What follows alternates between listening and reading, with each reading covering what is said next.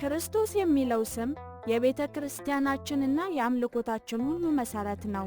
የምንሰበሰበው በእርሱ ስም ነው። የምናመልከውም እርሱን ብቻ ነው። መሥዋዕተ ቁርባን የምንሠራው በእርሱ ስም፣ በመከራ መስቀሉም አትመን ነው። ማህሌት፣ ሰዓታት የምንቆመው በእርሱ ስም ነው። ቅዱሳንን ሳይቀር የምናከብረው እርሱ አድሮባቸው ስለኖረ ነው። በሥላሴ ለማመን መነሻችን እርሱ ነው።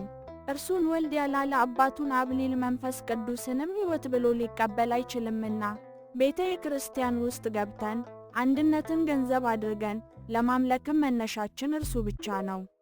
ይህ ሁሉ የሚደረገውም በእርሱ መድኃኒትነት በማመናችንና መድኃኒቱንም እየበላነው እየጠጣነው በመኖራችን ነው። ስለዚህ ያለዚህ ስም ምንም ልናደርግ አንችልም። ሕይወት የሚኖረን ወልድ ካለን ነው። የእግዚአብሔር ልጅ ከሌለን ሕይወት የለንም። ስሙ የተባረከ ብቻ ሳይሆን የሚያነጻ፣ የሚፈውስ፣ የሚያክብ፣ አጋንንትን የሚያባርር፣ ሁሉንም ቅዱስን ነገር የሚፈጽም ነው። ለዚህ ነው ሁልጊዜ በቅዳሴያችን የእግዚአብሔር ስሙ ምስጉን ነው፣ በእግዚአብሔር ስም የሚመጣውም ምስጉን ነው፣ የጌትነት ስሙ ይመስገን፣ የተመሰገነ ይሁን እያልን ለስሙ ሁልጊዜም ምስጋና የምናቀርበው። ይህ ብቻም አይደለም።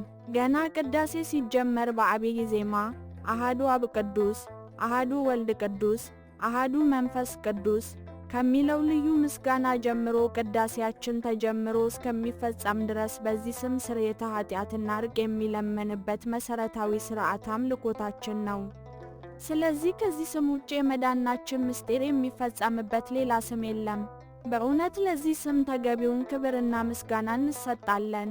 በስሙም እውነተኛ አምልኮ መልሰን ለእርሱ እናቀርባለን። ይህን ስም እጅግ ከማክበራችን የተነሳም በማንኛውም ሁነት ያለ አግባብ አንጠራውም።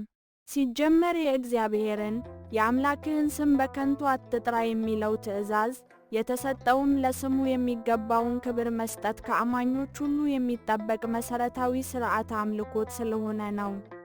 አሁን እኛ ይህን ስም በመቅደስ ውስጥ ካህኑ የራሱን የጌታን ሥጋና ደም በሚያከብርበት ጊዜ በመፍራትና በመንቀጥቀጥ በልዩ ክብር ይጠራዋል።